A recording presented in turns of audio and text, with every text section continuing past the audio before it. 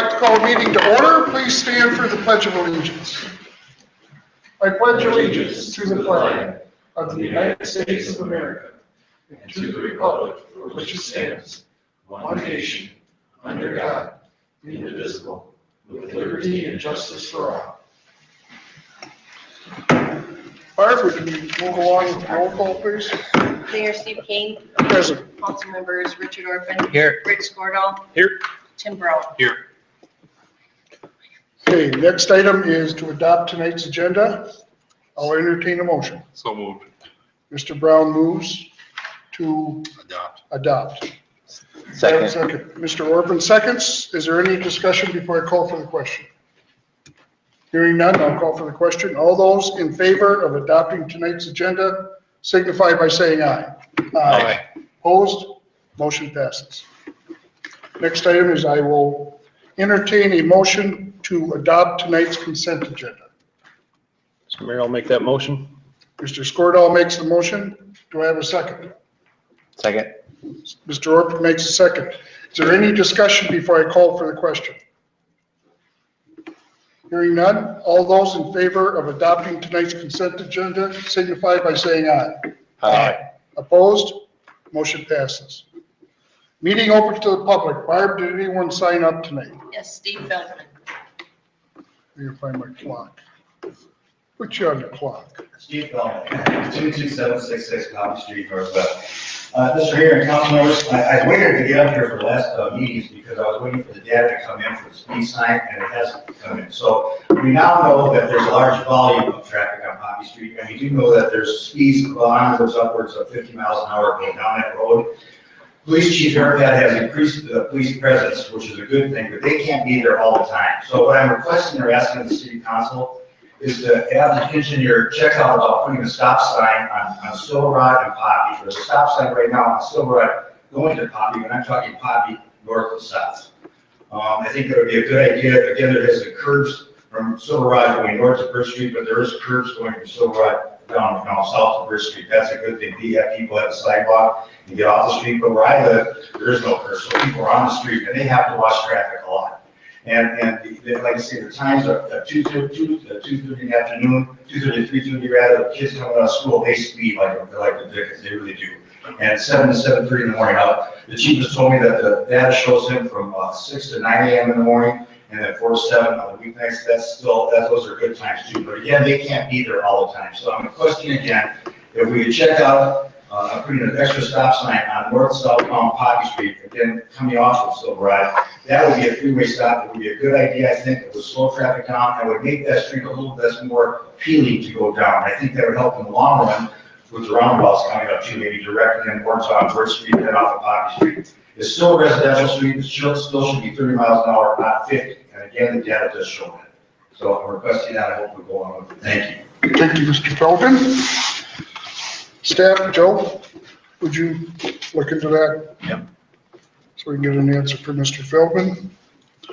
Moving on, there are no petitions, requests, or applications, ordinances, and resolutions.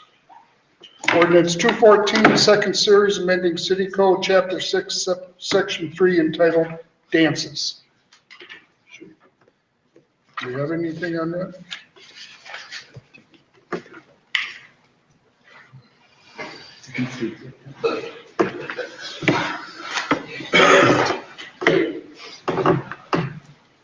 Looks like you're up, Chief. I guess you need to. I'm quite with it for much today. I got battle in his head cold. Well, I believe that what you're looking at is changing the ordinance regarding the dance ordinance. Primary area of the reason I'm standing up here is because it kind of involves our department, is the security aspect of it. There are some changes that we're looking at making, and we'd ask the council basically at this time to kind of table it so that we've got a little more time to talk with the city attorney and discuss a couple of points that are concerning to us. Okay. Mr. Mayor, the Yes. appropriate action would be to continue this item to a date certain, so the next council meeting, that would give staff time to talk with the city attorney's office and we can make those language changes. So the action that we would be looking for is to continue this item to date certain, which would be the next meeting, which I believe is March 7th. Council? Do we have a motion? Are we able to ask what the language changes that are concerning you or not at this time, or? Sure, yeah. The issue that was being looked at to begin with was, honestly, was trying to get the St. Francis Police Department out of the business of doing security for businesses serving alcohol in our community. And I have some ideas and it was forwarded to the attorney's office, and they looked at some things, we kind of bounced them around. And what you're looking at is if you're looking at what I believe you're looking at is, you can see the XL language versus the red language, which is new language. My concern that I want to talk with the city attorney about on it is it still seems to me that kind of putting the city a little bit back on the hook for who's security. I'm not saying that the city shouldn't have a say in what level of security they have at a dance. For example, some of the points that have been brought up is currently the big issue is Pioneer Day weekend. But what happens if we have Rock Fest or something come to the city, and we say, well, you can do what you want with security. The city still should have an ability to reach in and say, no, this is what we're going to require you to have. My concern with this, the language in there right now is that we need to discuss it. I think that there can be some changes to clarify it and kind of put it back in the business owner's hands, regulated by the city when it comes on what is security. Okay. Okay. With that, I'll entertain a motion to continue. I'll make a motion to continue this until the next council meeting. Okay, Mr. Orpin makes the motion. Could I have a second? I'll second. Mr. Brown seconds. Is there any further discussion before I call for the question? Hearing none, all those in favor of continuing this until the next council meeting signify by saying aye. Aye. Opposed? Motion passes. Thank you, Thank you, Chief. Mayor. Next item is Resolution 2016-03, supporting principles for reform for the Metropolitan Council. And at this time, I'd like to call on Commissioner Matt Luck to come up and fill us in a little bit about what's going on. Good evening, Mr. Mayor, members of the council, staff.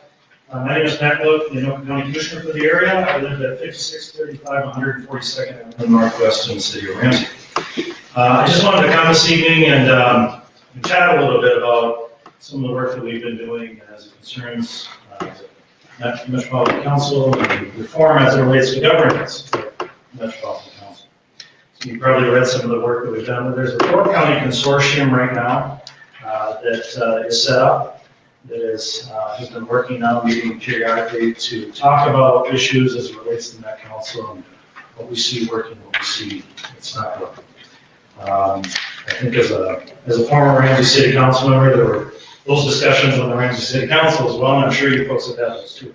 But I wanted to just kind of start out with a little background first of the Met Council, and then go to kind of explain who we are as a 4-county consortium, why we're proposing reform, what we're asking of you folks. I'll go over some principles. But believe it or not, back in 1967 was when the Metropolitan Council was formed, and it was the first metropolitan planning organization in the nation.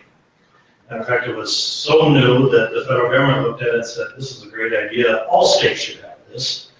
And so they required all states to have MPOs. And when they came forward with the federal requirements, they said all MPOs should be comprised of elected officials.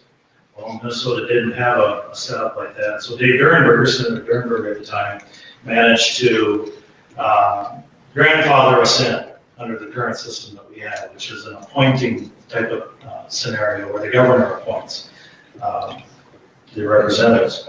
Since 1967, arguably, the Met Council has increased dramatically. And you might say that the accountability level hasn't changed at all since then.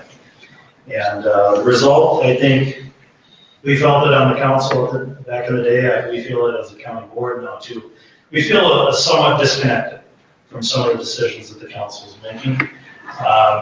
Thrive 2040 plans, some of the housing plans, some of the now the new water plans that are coming into place, transportation, transit, you name it.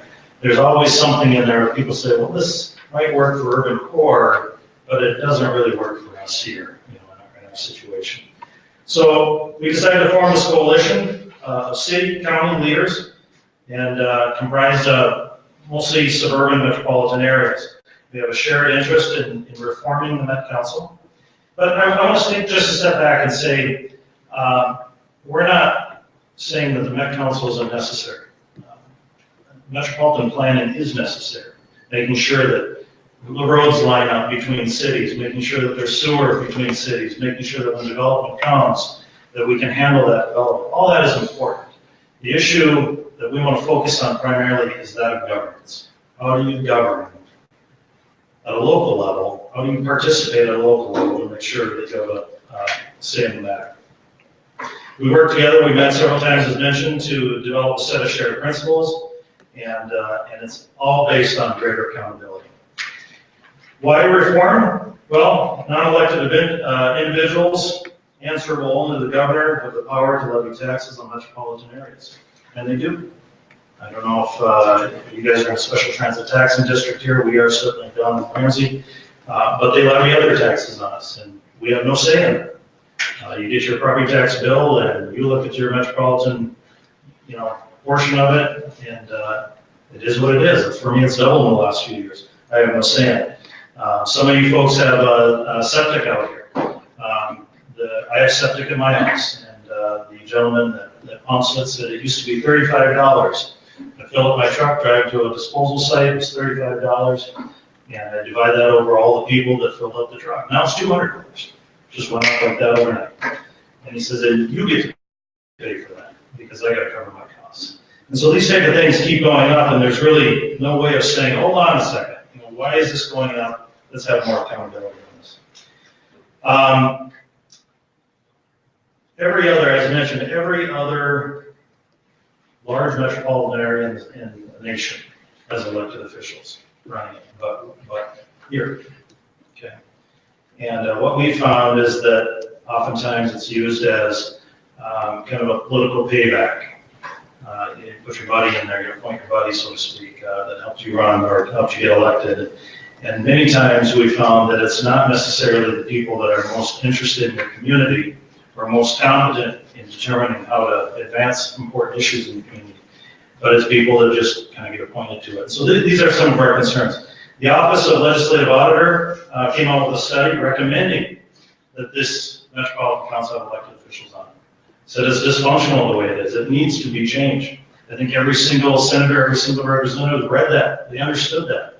The governor understood it, but it's a power scenario, and the governor doesn't want to change that power. So what we're asking of you is quite simply to join the momentum for change by adopting the principles of this reform. We set up these principles. I don't know if you have copies of that. I'll go through them here, but they're not offensive principles. They're very basic principles, and we hope that that people will come on board and that we can get a critical mass so that with people, with our member cities' names and member counties' names on there, we can go to the legislature and say, this is an important issue. This isn't something to be overlooked. And to that point, this is a bipartisan issue. You go down the legislature, you talk to Democrats, you talk to Republicans, you talk to anywhere in between, and they all at one level or another have a concern. I talked to one county that was opposing us, and in Ramsey County, and I said, what happens when the governor is elected from up north, Minnesota? And all of a sudden, all the preference is given to up north. I said, how's that going to work? And he said, well, that's a problem. I said, well, it's a problem then, and it's a problem now, because the same thing is happening now in the inner core. So we have those challenges. But anyways, to get into the principles, the first principle is the majority of the members of the Metropolitan Council shall be elected officials appointed from cities and counties within the region. Metropolitan cities shall directly control the appointment process or city representatives to the Met Council. These are people within your community that know your community, that are boots on the ground, that know your concerns, and should be able to represent you appropriately in that area. Metropolitan County shall directly appoint, the county shall directly appoint their representatives to the Metropolitan Council. Again, we kind of know who would be important to be able to represent our interests. The terms of the office for any Metropolitan Council member appointed by the governor shall be staggered and not coterminous with the governor, as it currently is. Membership on the Met Council shall include representatives from every metropolitan county government. And the Metropolitan Council shall represent the entire region. Therefore, voting shall be structured based on population and incorporate a checks and balances system. This is a big concern for some counties that are larger than smaller counties. You know, to have people voting is a concern. So it needs to be represented based on population, and most counties are supportive of that. But essentially, it's not, like I say, it's not principles that are offensive. It's not abolish the Met Council. You hear a lot of that going on right now. That's not what we're talking about. We're talking about good, sensible planning. We're talking about planning done by people that are appointed that represent us. It's local control on the matter. So I wanted to come just this evening and share some of that and be here for questions. Hopefully I can answer them if there are any. But we're kind of doing the road trip here, going around asking communities to get on board and you know, if they're not on board, to discuss the issues why and kind of go from there. So with that, Mr. Mayor. Thank you, Mr. Commissioner. Council, do we have any questions? So I've just got one question. Who can, so is it a legislative action that would change how the makeup is, I guess the makeup of the council, or it doesn't go to it's not a constitutional amendment or anything, right? Mr. Mayor, no, it would not be a constitutional amendment. The Met Council is a creation of the legislature. And last legislative session, there were many, many bills that came through from abolishing Met Council to tweak to everything in between. And the governor vetoed every single one. And so the concern we have is that, you know, he's going to veto what we're proposing as well. And that's probably very realistic. What we're interested in doing, though, is getting that critical mass of communities and people supporting to say, you can veto it, Mr. Governor, but understand that based on, you know, the principles set forth and eventually a plan that will be designed, that this is what people want, this is what people need right now. So, not a constitutional, but I'll tell you, if it was constitutional, it might be a little bit easier and override the governor, you know, in at that point. But so far, it's died on their desk. It's quite a powerful entity for the governor. There's no question. And I don't know that it should be that. It should be, you know, for the good of the metropolitan area that we plan to work together. And it should go without saying, but unfortunately, it's become kind of a political football and animal out there. So.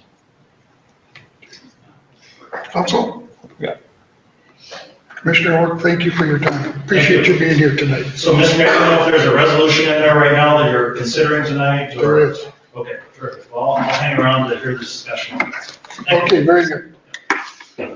All right, Council, we have Resolution 2016-03, supporting the principles for reform for the Metropolitan Council. I will entertain a motion. I'll make a motion to approve. We have a motion to approve by Mr. Brown. Do we have a second? Second. Second by Mr. Orpin. Is there any discussion before I call for the question? Mr. Brown. Thank you for all your hard work on this. It sounds good, like it's needed. Mr. Orpin? I just want to say, I think this is the perfect time for our community. I mean, with our button heads with the Met Council, they're not come north of a certain road for the last how many years, and had we had somebody on the council that was elected official, I would have known where we were coming from, and we wouldn't have had to deal with the last year like we did.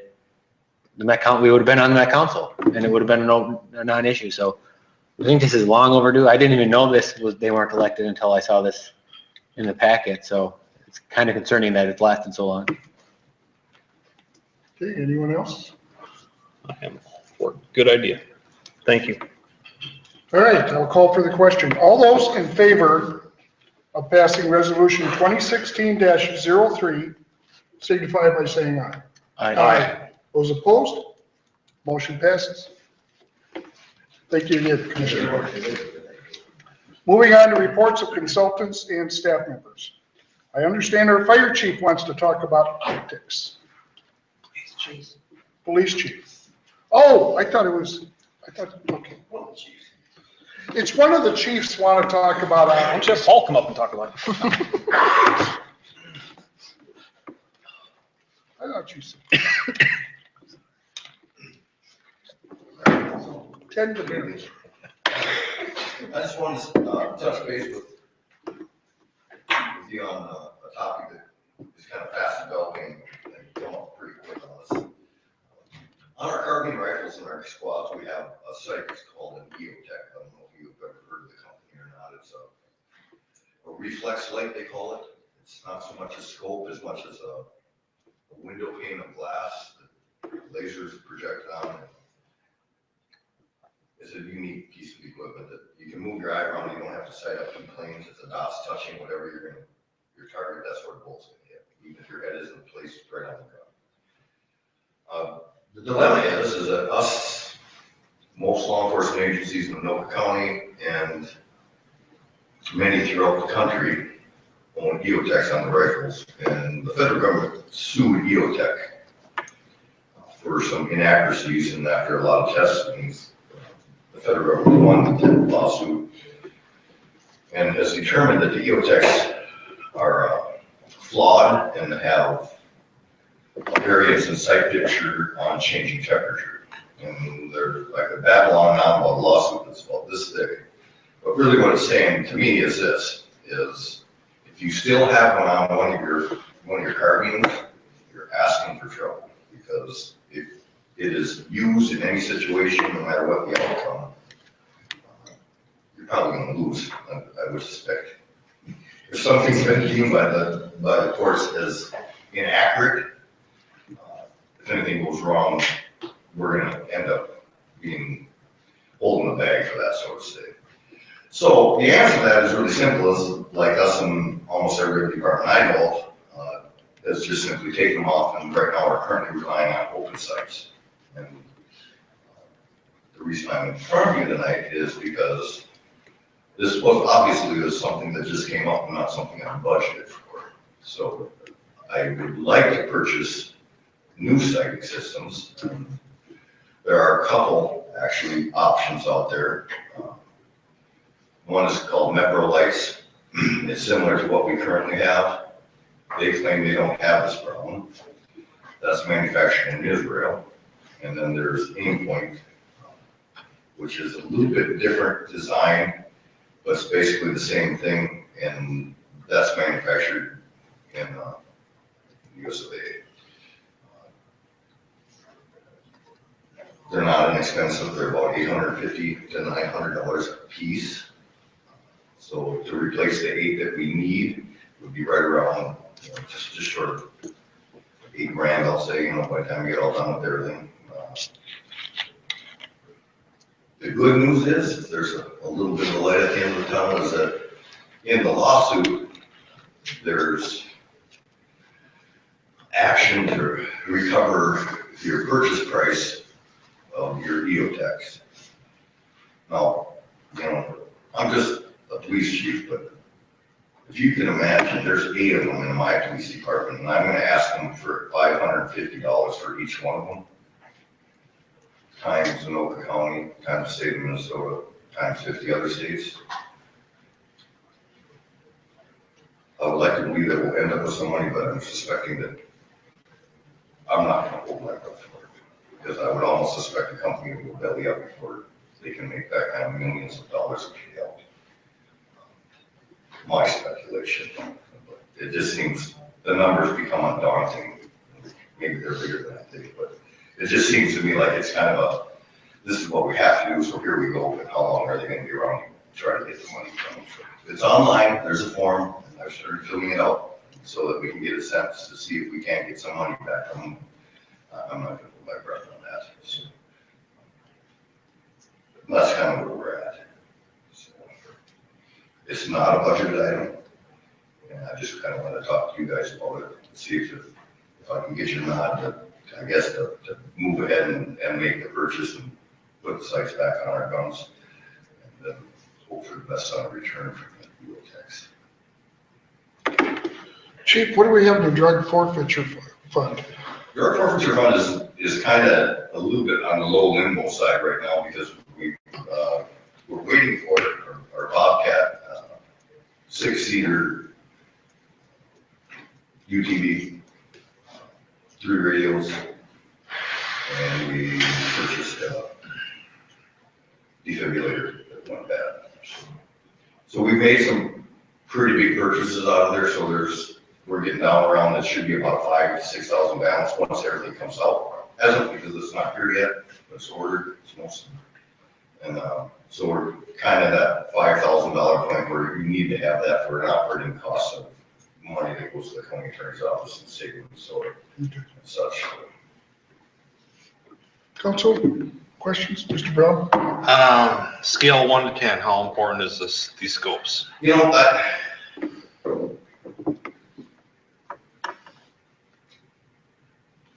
when this topic first came up, Mr. Brown, when I saw the variances when I saw what they're talking about for variances, they can be up to 5 inches off at 100 yards, 1.25 inches, 25. Honestly, my knee-jerk reaction was, what's the big deal? We're not snipers. This is an entry weapon, close quarters, most primarily. Problem is when it turned to a lawsuit, I think that's when I found out there was a lawsuit, that's when it shifted gears that, look, it doesn't matter what I use this for. And even if it's a very successful use of it, I think we'll end up wearing a liability on it. That's the kind of problem. As far as the need for it, it's almost like I hope we never do.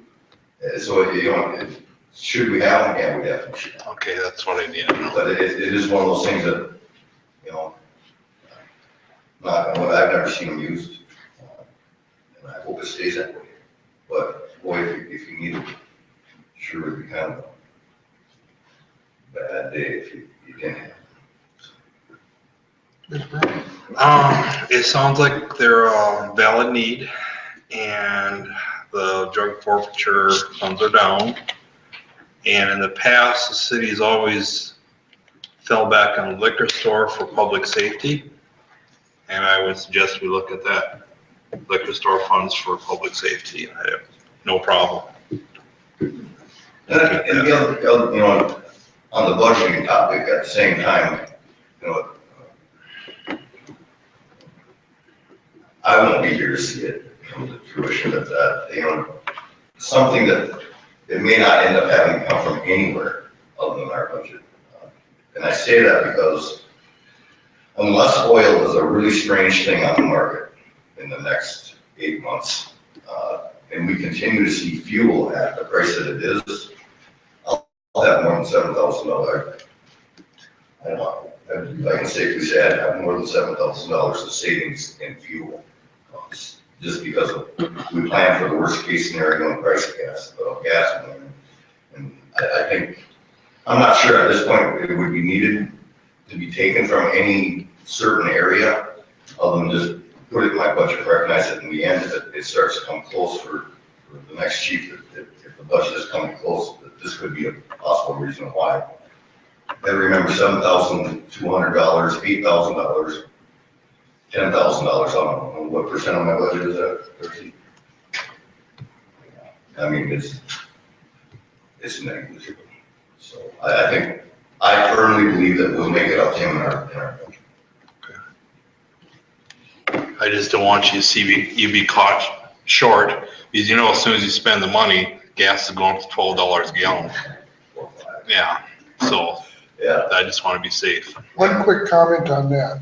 I just read today the OPEC countries with Russia have signed an agreement to keep the volume of oil they sell down to January levels to bring the prices back up.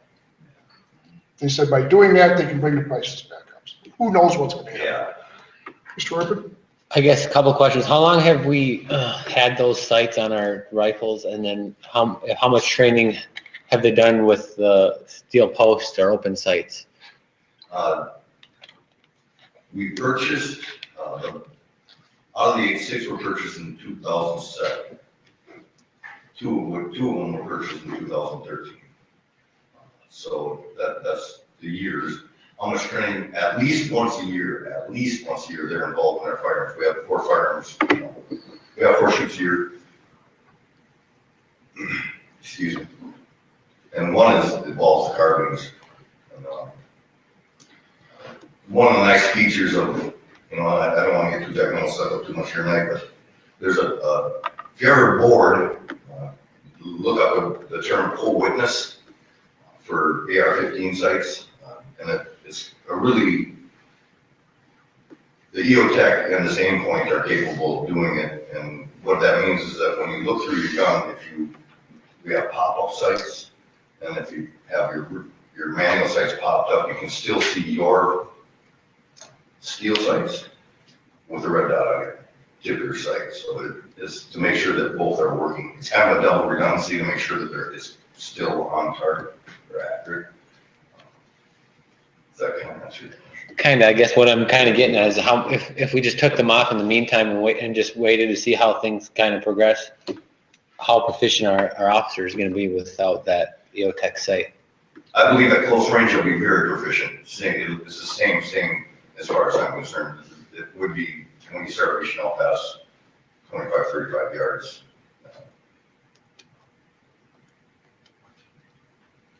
That's where I think the failure might come. Mm-hmm. Part of the dilemma is that they are, that unless you've shot one, it's kind of hard to describe, right, Joe? He has a little, I had him up and showed him, and to be able to put a red dot, to be able to lift a firearm up and just keep both eyes open and see a red dot and put the dot on something, and that's where the bullet hits, really makes it kind of an instinctual reaction rather than a thought process of I have to aim. Mm-hmm. You follow me? So that's a real advantage, and it definitely limits the use of the tool if we stick to iron sights. The other reality is this, again, the reason I'm bringing it up now, and the reason, even though I'd like to be going to bed right now, that I felt it was important enough to make sure I should talk about tonight is, again, it's the same thing. 50 states lost their EOTechs. If I get on the wagon right now, if I call tomorrow to Aimpoint and say, I need 8 of these, what do you think? A year? We're going to be running with iron sights for a long time because everybody and their brother is looking for something, and there's only 2 manufacturers out there. And it kind of tells you I did a quick look on the internet in EOTech, an Aimpoint M4 is what they're called, is a model. And it's sold out. I got a feeling it's going to be a backward thing. He who's not first in the line will get them sooner than the next guy. That's kind of what I think. So is there a rush to get these then? If we're just going to wait a year anyways, I would guess if we wait a year, the staff will get built up and everybody else will have it, work all the bugs out, and we could choose which brand we would want. Well, first off, I don't think we'll be paying for them until they show up on my doorstep. Okay. Honestly, I want to do business with anybody that lost my money and strictly the product when they get it. So if it's backward, they'll send them, and when they send them, we'll pay for them. If we wait, all it's going to do is it'll be 2 weeks before we get them. It'll be, that's the catch to it, is how long do you want to wait? And those shorter distance, the shorter time we wait, in my opinion, is better options. Okay, anyone else? Mr. Just Sisson? one question.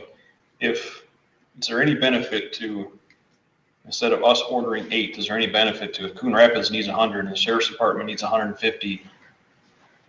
Maybe you save $100 on a unit price if the county buys 500. I don't know. But then how long is it gonna take to get a bunch of people together to make that happen, when you can put the order in tomorrow and pay an extra $100 a unit? I don't know. I'm all for getting this done, but if there's any value in working with other departments and agencies that need to do this, I don't know if that's a. Definitely is valid. I've been in touch with Lieutenant Wayne Heath from the Oak County Sheriff's Office. They're in the same search for what they wanted to go to. And they're looking at the aim point, moving to that same direction. And I've been conversing with him on exactly the topic you're discussing. So, how do you feel about, because it was a mass email that was sent to all chiefs and about the situation with them, and I called Wayne, Mr. Heath up, who used to work here, and discussed exactly that. And at first he was real hesitant to agree with it or even discuss it, and until I told him, look, I said, I'm not saying that you should. His concern was real simple: how are we going to get all law enforcement agencies to agree on what site we should use? And my point went back and was really simple. I said, I'm sorry, I think you misunderstood me. I'm not asking you to negotiate with every department. I'm asking you to make a decision on what you're going to buy for equipment. And then put an invite out there, if they want to buy the same equipment, can we get better deal? So he was feeling out that option with both the two companies at Metro Lights and Aimpoint to see if they would come up with any law enforcement bulk purchase. And I would expect that we'll be hearing the results of that hopefully. I think it's this one, no, next Wednesday at the Joint Chiefs. So we're chasing that tail too to see if we can get something better. Anyone else? I just think I'm for getting these two, especially if the officers are kind of reliant on them, which it kind of sounds like you could become after you use them. I've never used one, but I like the idea of going with whatever Anoka County gets, because they're more than likely our officers' partners, and if they need to use one of our rifles or we need one of theirs, it'd be nice if each of us knew how to use them. I So. agree 100%. All right. Anything else? And at this time, I'll entertain a motion. Mr. Mayor, I'd make a motion, we authorize the chief to go off and go get this done. Second that. I have a motion by Mr. Scordahl and a second by Mr. Brown. Is there any further discussion before I call for the question? Hearing none, all those in favor signify by saying aye. Aye. Opposed? Motion passes. Thank you, Mayor. Moving on, reports from council members. Mr. Brown, Nothing this evening. Mr. Scordahl. Well, it's time for my bi-weekly thank the Public Works Department, but I sent a note to Paul, wanted to thank their guys for getting out well before dawn the last snowfall. I had my driveway done by 5:30, so I got to work on time. And then I assume it was you all who had some people out on Sunday lowering the flags to half staff. So thanks for doing that. I didn't expect to see that done on a Sunday, but it was. And I didn't realize we had so many flags in the city to deal with. So tell your guys thanks for that. That's all I've got. Okay, Mr. Orford. Nothing today. Okay. I've got a couple of things. A week ago, Saturday, I was invited and I walked the Winter Carnival Torchlight Parade with the Minnesota mayors. It was kind of a really interesting evening. There were mayors there from Ely and Worthington and all over the state. It was really, really nice time. For the first time I'd been down to the Torchlight Parade. It's quite a parade. The second thing I want to do is let everybody know, Commissioner Matt Luck had commissioned an engineering report to take a look at Highway 47 and Pedersen Drive. As you may or may not know, you've got kids walking to school and crossing Highway 47, which is a raceway like you have, only we have more traffic. Right. It's always been a problem. As long as I've been on this council for 11 years, we've tried to get the state to do something. We can't do it because that's a state road. But he commissioned an engineering report to take a look at options with tunnels, at options with bridges. And it seems that the most cost-effective option is going to be a tunnel. He's had soil borings taken for the water table. The water table is low enough, so a tunnel will work there. He's now moving forward to appropriate funds to get this project built. The funds that he's going to appropriate will also carry through for the rest of our trail system. So he's trying to get more money to finish off our trail system too. So just to let you know, if you get a chance, drop him an email or something to Commissioner Look and say thank you for your help. That's all I have tonight. Any old business? We have some old business. We talked about a workshop. We need to set a date. We've got 2 dates, it seems like, that works for everybody. I think Joe handed these out before, and this is the email that was sent to us. What do you think, guys? I like Friday night. Works. I'm old, I don't do that. I believe the other day was Tuesday, right? No, Sunday. Or Sunday. I guess I'd prefer the Sunday, but I can do either. Either one is fine for me. Either one would work, it's not a big deal. Because I would prefer Sunday. Let's do Sunday then. Okay, Sunday. I'll schedule it. Where are we gonna be? City Hall? City Hall, all right. Okay, any new business? Oh, yes. You'll be providing lunch, I take it, that's understandable. Right, Mayor? Yeah, for you. I'll bring some dog biscuits. Okay, thank you. Okay, is there any new business? Hearing none, thank you all. We stand adjourned.